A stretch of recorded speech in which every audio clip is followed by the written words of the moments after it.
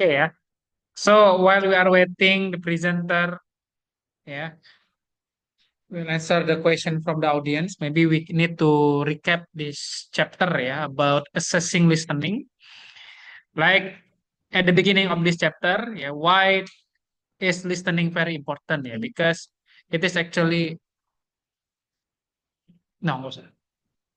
Boleh kalau yang di sini ya, boleh. Ya, so we have the reason why the importance of listening. Ya, it is very related with the existence of speaking ya tentu seperti itu ya tanpa speaking tanpa listening ya mereka saling berhubungan seperti itu ya. Nah jadi kita punya beberapa we have basic types of listening. Jadi kalau kita lihat sebelum kita masuk ke intensif, extensive, selective, and responsive ya we have some reason why we need to identify the listening test. Pertama itu pada dasarnya sifatnya tes listening itu yang short term memory ya masuknya nanti ke intensive listening. Kemudian kita punya juga yang sifatnya itu adalah to identify the event, the chronological events, activities. Makanya yang sifatnya itu masuk ke kategori kedua, understanding pragmatic context, or kita sebutnya sebagai responsive listening test. Ya, nah, jadi ini sebenarnya adalah dasar-dasar kenapa ada empat jenis ya ada empat jenis listening test ya we start with comprehending the structure of English atau element of English misalnya phoneme ya kayak tadi misalnya cold pakai ed ada yang nggak pakai ed ya kemudian mungkin ada juga yang word misalnya please take a seat apakah seat selembar atau seat duduk atau seat kursi ya so this is actually what we call as intensive listening ya. Jadi contohnya ya sederhana tadi harusnya ada contoh audionya. Meskipun di sini ada tertulis tapi alangkah baiknya ada bentuk audio listeningnya baik yang pertanyaan dan respon ya. And then we have responsive listening ya. Ya, biasanya responsive listening itu kita bisa bertanya tentang pertanyaan singkat, dialog, monolog, ya. Kalau kalian pernah tes TOEFL itu lengkap itu ya. Ada keempat-empatnya kalau tes TOEFL. Di situ ada intensive readingnya, intensive listeningnya. Kemudian ada juga responsive listeningnya, ya. And then we have selective listening, ya. Ini lebih lengkap lagi. Misalnya, what is the speaker input to? Misalnya kan, kita disuruh menyimpulkan. Kira-kira apa yang akan dilakukan oleh yang ngomong tersebut nanti? Kan ada di soal-soal tes TOEFL ataupun tes TOEIC di tahun lalu, ya. Itu lengkap, ya. Yang kita punya sebagai selective listening. And then we have extensive listening, ya sama, ya. Lebih utamanya lebih panjang daripada yang tadi intensif tadi yang di awal tadi. Nah, keempat jenis ini ya actually ya you already know it. Udah tahu sebenarnya kalian. Tapi nggak tahu saja di dalam soal listening itu mana yang masuk ke intensif, mana yang masuk ke dalam apa ekstensif. Makanya adik kelas kalian yang baru masuk 2024 itu saya ubah nama mata kuliahnya. Nama mata kuliah mereka tuh satu intensif listening. Dua nanti ada tingkatannya. Sampai yang terakhir nanti ada seperti itu ya. Kalau kalian kan enggak. Listening satu, dua, tiga, empat. Ya. Kenapa saya buat seperti itu? Supaya skillnya tuh dari kecil besar gitu ya. Ya, jadi kita punya micro and macro skill in listening. Tadi empat jenis tesnya ya. Sir, apakah keempat ini boleh dipakai? Boleh. Lagi-lagi atau cuma salah satu saja? Ya boleh. Jadi terserah kalian sebagai peneliti, sebagai guru. Yang penting itu adalah sesuai tujuan pembelajaran. Kalau tujuan pembelajaran kalian itu ingin menguji misalnya pemahaman siswa tentang kata ed, simple past tense, ya. Misalnya penggunaan intensif tesnya tadi ya silakan saja. Ya lagi baik lagi tergantung tujuan pembelajaran yang kalian lakukan. Keempat-empatnya boleh juga dipakai. Atau cuma salah satu saja juga boleh. Ya. Nah, baik itu listening, speaking, reading, apapun itu ada mikro dan makro skill. Ya, bukan cuma listening, tapi keempat skill bahasa Inggris itu utamanya mereka punya micro skill, punya macro skill. Nah, kalau mikro itu berarti unsur-unsur paling kecil. Ya, for example, kalau dia di intensif tadi, discriminate among the distinctive sound of English. Misalnya penggunaan en, penggunaan plural s, is, tapi dalam bentuk listening. Penggunaan simple past tense, ed, ya, nah itu boleh. Ya, mikro dia masuk baru potongan-potongan kata saja. Ada retain chunk of language of different length in short term memory. Yang sifatnya itu apa yang terdengar itu yang terjawab itu namanya short term memory. Beda ya. Ada audio yang kalian itu diminta untuk menyimpulkan nanti. Itu kan dia masuk ke intensif ekstensif. Kalau yang sifatnya pendek, cuman apa yang kalian ingat itu masuknya ke intensif. Short term memory ya. Singkat. Waktunya cuman mampir sebentar aja di otak kita. Ya. Kemudian recognize the English stress patterns, word in stress and unstressed position, rhythmic structure, intonation contours, and their roles in signaling information. Misalnya kayak question text, ya. Are you okay? Aren't you? Nah, ada kan pertanyaan-pertanyaan seperti itu. Nah, itu kan sebenarnya untuk speaking juga boleh untuk belajar stressing. Ya kan? Karena kalau pertanyaan question tag itu pasti selalu seperti itu belakangnya. Are you okay? Aren't you? Ya kan? Ada naik turun ya. Kalau untuk speaking guna juga, ya. And then we have recognize reduced form of words. Misalnya yang tadi, she is walking, tapi terdengar cuma she's walking. Sering kan disingkat she's walking. Padahal she is walking secara strukturnya, ya. Kemudian ada rate, ya, rate itu kecepatan, ya. Kemudian ada eh, grammatical word classes, subject, verb, ya, penggunaan pluralization, ya. Kemudian detect sentences constituent and distinguish between major and minor constituents. Recognize the particular meaning may be expressed in different grammatical form, and then recognize cohesive device in spoken discourse. Biasanya micro skill ini berhubungan dengan unsur kata-katanya, ya. Itu saja bedanya. Kata, ya misalnya dia menguji singular plural, ya kayak tadi itu pasti udah micro skill itu, ya. Boleh nggak Sir, penelitian saya ini cuma menguji micro skillnya saja? Boleh. Nggak apa-apa. Kalian ingin menguji kemampuan mikroskill anak SD listening. Ya boleh, cocok anak SD. Karena anak SD kan belum diminta untuk apa? eh, menyimpulkan, ya kan? Tapi dia cuma bisa menyebutkan saja. Misalnya, please take a seat. Oh, seat yang dimaksud itu ternyata duduk kursi. Pilihannya nanti opsi A, B, C, D-nya ada seat, ada seat, ada seat lagi, ya kan? Kita ngajar juga seperti itu micro skill. Boleh, ya. Jadi mau dipecah seperti ini juga boleh. Kalau macro skill gimana, Sir? Ya, macro skill itu yang lebih besar. Biasanya berhubungan dengan komunikasi. Ya, information transfer itu biasanya masuk ke macro skills. Ya, makanya di macro skill itu adalah recognize the communicative function of utterance according to situation, participation, and goals. Ya, biasanya macro skill ini berhubungan dengan komunikasi, transfer informasi itu macro skill. Kalau mikro tadi lebih berhubungan dengan unsur kata, ya. Makanya ada pertanyaan, di manakah pembicara tersebut sedang berada? Kan ada seperti itu. Itu makro skill yang diuji, ya. Makro skill, apa yang akan dilakukan pembicara selanjutnya? Itu makro skill, ya. Karena dia berhubungan dengan communication, ya. Infer situation, participant, goals, ya. And then from event ideas and so on, describe predict outcomes, inverse links and connection, bla bla bla bla. Itu semua masuk ke macro skill, ya.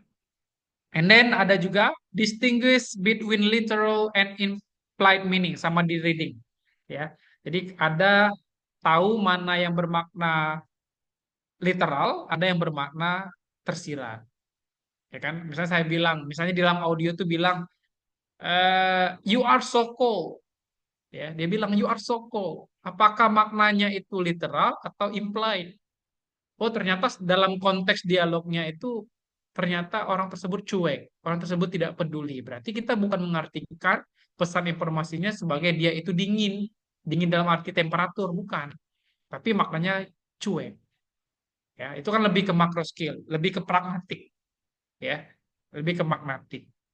And then using facial, kinetic, body language, and other verbal clues to decipher meanings. Ya, nanti contohnya kalau di tes IELTS atau TOEIC itu biasanya ada gambar, kita disuruh kira-kira berdasarkan gambar tersebut yang mana sih yang dijelasin kayak gitu. Di soal IELTS ada seperti itu, ya. Kalau di TOEFL tidak ada. Ya, develop and use a battery of listening strategies such as detecting keywords, guessing the meaning of from the word context, appealing for help, and signaling comprehension or lack thereof. Ya. Nah, kemudian kita juga di sini menggunakan strategi-strategi untuk meningkatkan kemampuan listening kita. Ya, and then ya, we have mana nih? Designing assessment ya. Tapi sebelum kita masuk ke designing assessment ini ada beberapa masalah yang biasanya muncul yang menjadi sering hambatan di dalam tes listening. Ya, pertama itu kalau menurut Richard itu ada clustering, ya, ada kata-kata, ya, kemudian redundancy, ya, kalian kalau menulis, membuat soal, ya jangan dicari yang sifatnya itu cuman rehearsal, mengulang mendengarkan seperti itu. Makanya di dalam soal TOEFL ya, seingat saya soal TOEFL itu listening sesi bagian 1, 2, 3-nya itu jangan pilih jawaban yang suaranya sama dengan soal. Itu kalau di listening TOEFL. Pasti salah itu. Misalnya ada kata-kata di situ constituents. Di pilihan jawaban ada juga kata-kata konstituen. Karena kamu mendengar itu ada di listening, kamu pilih. Jangan. Untuk sesi 1. Pasti salah. Karena biasanya di bagian listening TOEFL, itu yang dicari adalah, makanya dia bilang, jangan cari yang suaranya sama.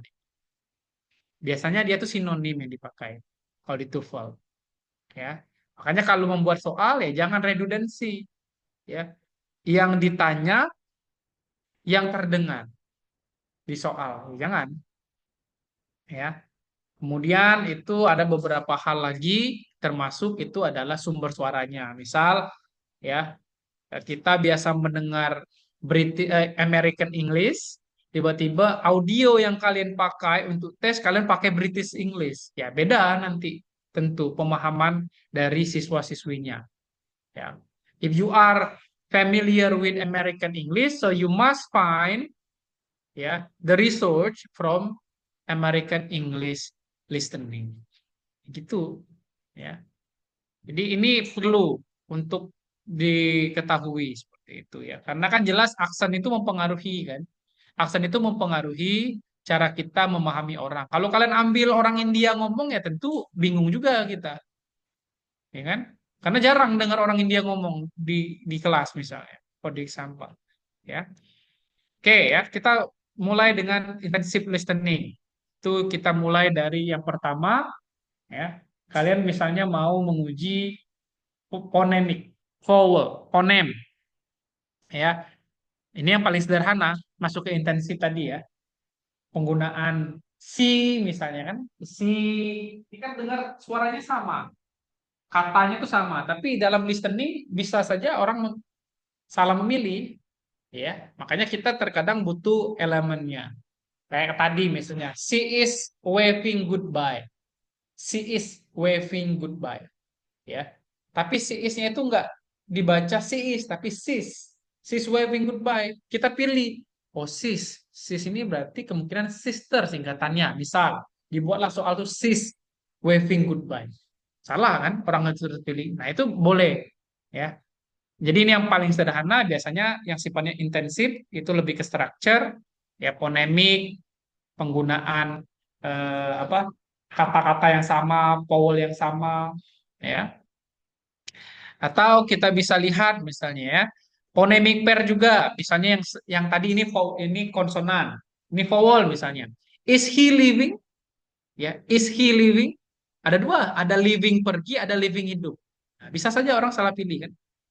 Nah, ini kan bisa juga untuk mengukur ya, seberapa paham dia dengan unsur intrinsik dari sebuah bahasa, terutama microskillnya.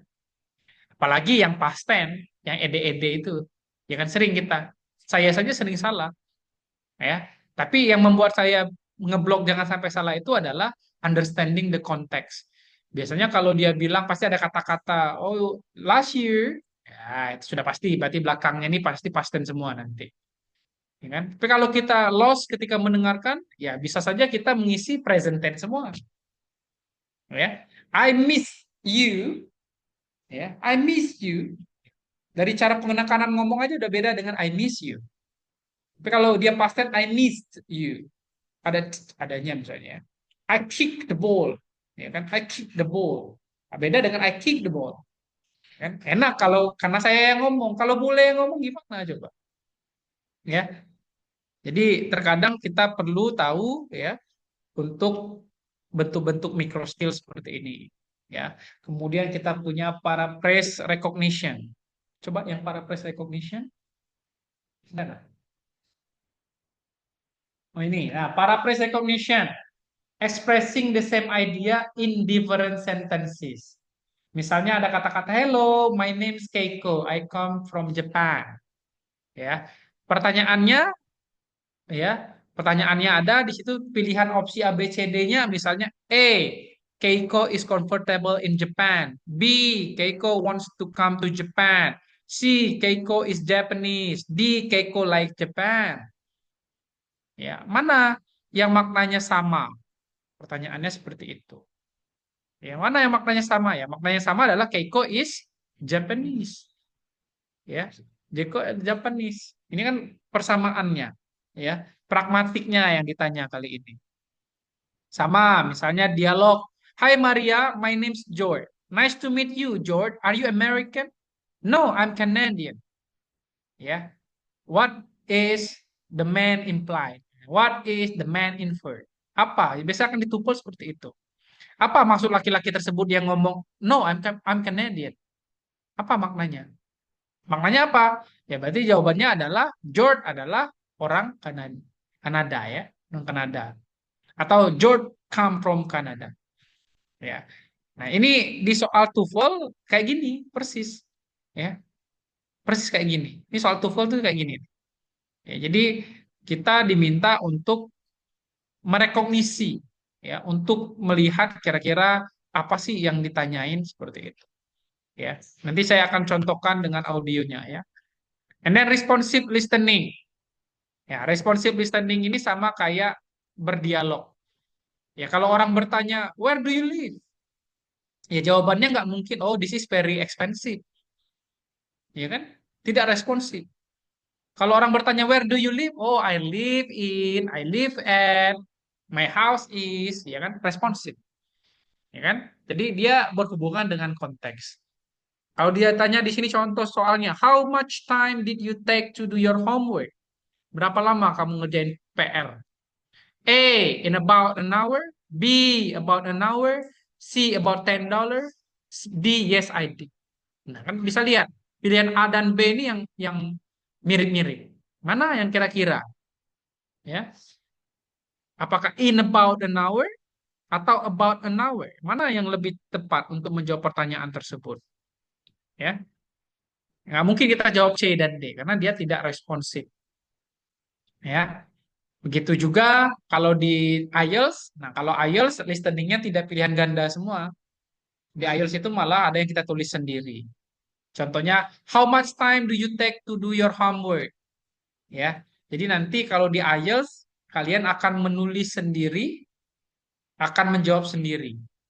Ya, kalau TOEFL kan enak pilihan ganda semua. Kalau IELTS nggak gitu. Ya, oke. And then we have selective listening. Nah, selective listening ya sama saja sebenarnya ya. Jadi kita itu kalau di soal IELTS ya soal IELTS itu kita dikasih filling the blank ya filling the blank. Jadi kita mendengarkan audio sambil mengisi titik-titik-titik pada paragraf yang kosong. Oh, I will fly my plane misalnya. My plane is going to take off at 7:45 p.m. Kita disuruh ngisi. Oh, 7:45 p.m. tulis. Kalau kita salah buat 740 IPM, salah nilainya, nggak dapat nilai gitu. Kalau IELTS lebih detail ya. Emang makanya IELTS itu lebih mahal dan lebih sulit. Saya saja belum berani juga tes itu sekarang, ya kan? Belum pede. Karena udah mahal-mahal bayar 3 juta, nggak dapat target malu juga saya, ya kan? Nah, jadi ini biasanya yang dipakai. Tapi untuk anak sekolah SD, SMP, SMA di Indonesia saya rasa belum cocok ya. Kalau seperti itu ya. Listening kita lebih baik ke listening yang sifatnya yang tadi intensif, responsif, masih-masih akal lah. Kalau udah selektif ini mungkin kayak higher education, kalian bisa lah ya untuk tes IELTS misalnya ya. Nah, ini salah satu bentuk dari selective listening ya. Nah, kemudian ada juga yang sifatnya misalnya kayak tadi yang gambar yang di TOEIC ya. Kalau kalian pernah ikut tes TOEIC, di TOEIC itu kan ada kalian diminta ada jadwal ya, jadwal broadcast, jadwal apalah kayak gitu. Kemudian kalian diminta untuk mencari tahu berdasarkan pertanyaan audionya. Misalnya, what time is berita malam ini? News, for example. Kita suruh lihat sambil melihat di dalam time schedule-nya itu. Di TOEIC seperti itu. TOEIC ya. Di TOEFL nggak ada. Ya. Oke. Next, last one. Apa last one? Extensive listening. Nah, extensive listening ya. Listening by dictation. The test taker will listen to reading around 50 to 10 words that are read 3 times. Ya, ini sifatnya dibacakan dulu teksnya, kemudian kalian nanti retelling. Apa kira-kira? Ya, nah mungkin yang Ayu mengarahnya kayaknya di sini nih. Dikasih dulu anak itu audio video, kemudian ada yang note taking, ada yang summarizing. Ya. The test taker will listen to dialogue. Test taker read multiple choice comprehension question and item, then choose the correct one. Ya, nah, ini masuk ke extensive listening.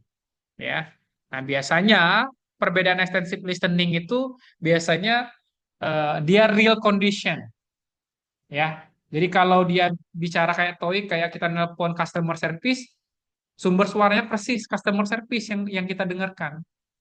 Kalau kita ketemu bule yang kehilangan arah, persis cara bule itu ngomong kayak gitu. Ya, jadi biasanya extensive reading ini lebih real, ya lebih real. Ya, jadi dia tidak seolah-olah dibuat. Ya, makanya di situ yang ditanyakan di dalam extensive reading itu ada dictation, ya. Kemudian di sana ada responnya, ya. Tetap sama juga, misalnya pilihan ganda, monolog, dialog sama saja. Ya, contohnya di sini itu diambil dari TOEFL, ya. Dialog berikut ini merupakan dialog yang digunakan untuk menjawab pertanyaan 11 sampai 15. Mulai, kamu akan mendengar, dengar ada suara orang dialog, kemudian nomor 11. Keluar questionnya, kalian jawab. 12 keluar questionnya, jawab.